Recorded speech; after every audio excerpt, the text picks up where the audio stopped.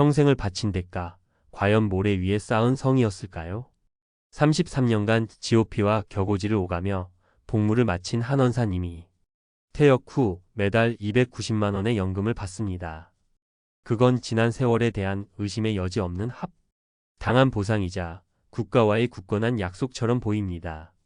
하지만 그 약속의 재정이 이미 50년 전에 고갈되었고 작년 한 해에만 10조 원에 가까운 국민 세금으로 겨우 유지되고 있다는 사실을 알게 된다면 이야기는 완전히 달라집니다. 오늘은 군인연금의 빛과 그림자를 그 어느 때보다 깊숙이 들여다보겠습니다. 국가의 약속 뒤에 숨겨진 불편한 진실, 그리고 그 안에서 우리가 무엇을 준비해야 하는지에 대한 진짜 이야기입니다. 육군 원사로 33년을 복무하고 55세에 명예롭게 전역한 남궁현 씨. 잦은 이사로 고생 많았던 아내의 손을 꼭 잡으며 그는 이제야말로 진짜 평온을 찾았다고 생각했습니다. 그에게 매달 통장에 찍히는 290만 원의 퇴역연금은 지난 세월의 훈장이자 흔들리지 않을 노후의 반석이었습니다. 의심의 여지가 없었죠.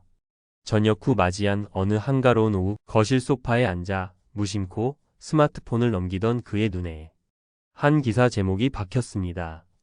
공무원, 군인연금에 작년만 세금 10조 투입. 순간 심장이 덜컥 내려앉았지만 늘 있던 얘기지라며 애써 넘기려 했습니다. 하지만 스크롤을 내리자 쏟아지는 익명의 댓글들이 그의 가슴에 비수처럼 꽂혔습니다. 세금 먹는 하마, 나라 좀 먹는 특권층, 하는 것도 없이 놀면서 웬 연금.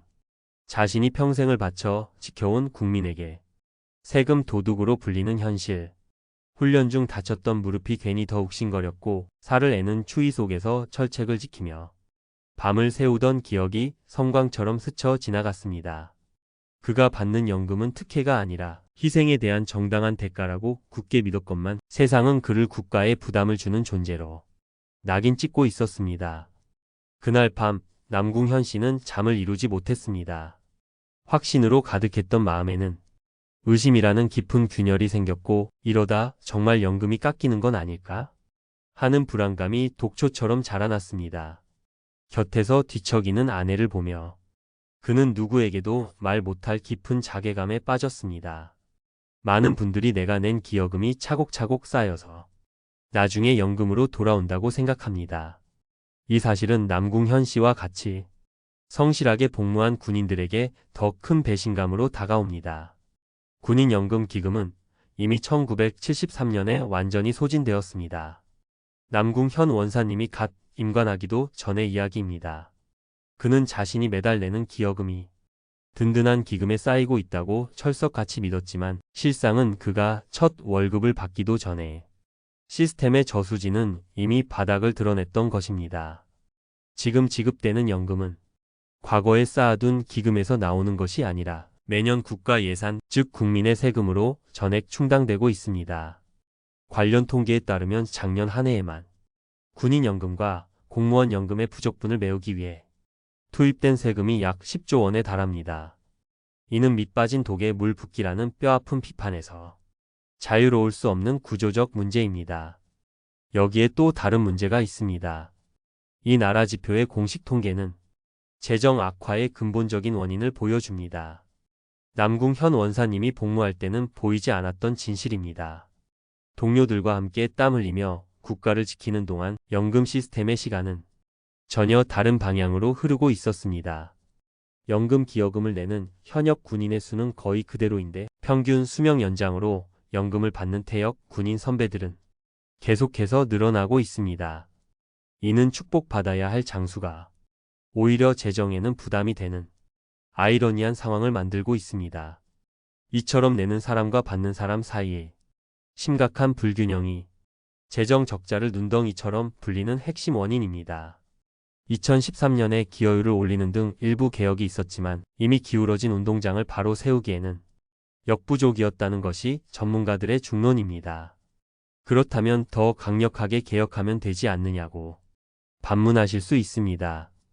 하지만 바로 여기에 군인연금의 딜레마가 있습니다. 돈의 문제가 아니라 군의 사기와 국가 안보가 직결된 문제이기 때문입니다. 한 국방연구원의 설문조사는 그 심각성을 수치로 보여줍니다. 만약 연금이 월 25만 원 삭감되면 현역 간부의 약 40%가 군을 떠날 의향이 있다고 답했습니다. 이것은 단순한 불만이 아니라 국가와의 암묵적인 신뢰 계약이 깨졌다는 위험 신호입니다. 잦은 이사와 격오지 근무, 가족의 희생, 그리고 생명의 위험을 감수하는 군인들에게 연금은 단순한 노후 자금을 넘어 헌신에 대한 마지막 보상으로 여겨집니다. 연금 삭감 논의는 그들의 자긍심에 깊은 상처를 주고 이럴 거면 누가 목숨 걸고 군 생활을 하려 하겠는가 라는 자괴감을 안겨줍니다. 섣부른 연금 개혁이 우수 인력의 이탈을 부르고 국가 안보의 근간을 흔들 수 있다는 우려, 이것이 바로 군인연금 개혁이라는 외줄타기의 가장 큰 걸림돌인 것입니다. 여러분이라면 이 상황에서 어떤 선택을 하셨을 것 같나요? 자, 지금까지 우리는 군인연금이 처한 불편한 진실들을 마주했습니다. 구조적인 문제부터 안보와의 딜레마까지 쉽게 해결하기 어려운 문제들입니다. 하지만 지금부터가 진짜 중요합니다. 남 탓이나 구조 탓만 하고 있기에는 우리의 노후가 너무나 소중하기 때문입니다. 이제 이 현실 위에서 우리가 무엇을 할 수 있는지에 대한 구체적인 이야기를 시작하겠습니다. 첫째, 뼈아프지만 가장 먼저 해야 할 일은 군인연금은 국가가 끝까지 책임지니 절대 변하지 않을 것 이라는 막연한 믿음에서 벗어나 현실을 직시하는 것입니다. 국가의 약속은 존중되어야 하지만 재정 현실이라는 벽은 생각보다 높고 차가울 수 있습니다. 연금 개혁은 시기의 문제일 뿐 피할 수 없는 과제일 가능성이 높습니다. 이제 연금을 유일한 노후 보루가 아닌 중요한 노후 소득원 중 하나로 인식을 전환해야 합니다. 내 노후의 주도권을 국가에서 나 자신에게로 가져오는 이 상징적인 행위가 모든 준비의 첫걸음입니다. 둘째, 전역 전부터 나만의 노후 포트폴리오를 공격적으로 설계해야 합니다. 50대 중반이라는 비교적 이른 나이에 전역하는 군인의 특성상 남은 30년, 40년의 삶을 연금 하나에만 의존하는 것은 매우 위험한 발상입니다. 이제 퇴직연금, 개인연금, IRP와 같은 제도는 더 이상 남의 이야기가 아닙니다. 특히 IRP, 즉 개인형 퇴직연금 계좌는 연금저축과 합산하여 연간 최대 900만 원까지 강력한 세액 공제 혜택을 제공합니다. 전역 후 재취업이나 작은 사업이라도 시작할 계획이라면 발생하는 소득에 대한 절세와 노후 준비를 동시에 할 수 있는 최고의 무기입니다. 셋째, 연금이라는 현금 흐름을 자산으로 바꾸는 전략적인 사고가 필요합니다. 매달 280만 원이 넘는 연금은 그 자체로 훌륭한 현금 흐름이자 강력한 무기입니다. 이 현금 흐름을 단순히 소비하는 데 그치지 않고 또 다른 자산을 만드는 종잣돈으로 활용하는 발상의 전환이 필요합니다. 가령 월 연금 290만 원 중 220만 원으로 생활하고 남은 70만 원을 IRP나 연금 저축 펀드에 10년, 15년 꾸준히 넣는다고 상상해 보십시오. 이는 불안한 미래에 대비하는 가장 확실한 개인 방공호를 내 손으로 직접 구축하는 것입니다. 또한 안정적인 주거와 추가 현금 흐름이 필요하다면 주택연금 가입을 통해 내 집에서 평생 월급을 받는 방안도 적극적으로 검토해 볼 수 있습니다. 군인연금과 주택연금 두 개의 연금 파이프라인은 연금 개혁이라는 불확실성의 파도에 맞설 든든한 방파제가 될 수 있습니다. 여러분의 헌신은 그 무엇과도 바꿀 수 없는 소중한 가치이며 군인연금은 그에 대한 당연한 권리입니다. 이 영상은 결코 그 권리를 폄훼하려는 것이 아닙니다. 다만 우리가 믿고 있는 권리의 기반이 생각보다 튼튼하지 않다는 현실을 직시하고 누구도 대신해주지 않는 나의 노후를 스스로 지켜내자는 말씀을 드리고 싶었습니다. 평생을 국가의 물리적 안보를 위해 살아오셨다면 이제는 단단한 개인의 재정 안보라는 또 하나의 전선에서 승리하셔야 합니다. 최고의 안보가 철저한 대비에서 나오듯 가장 평온한 노후 역시 스스로의 준비에서 시작됨을 잊지 마시길 바랍니다.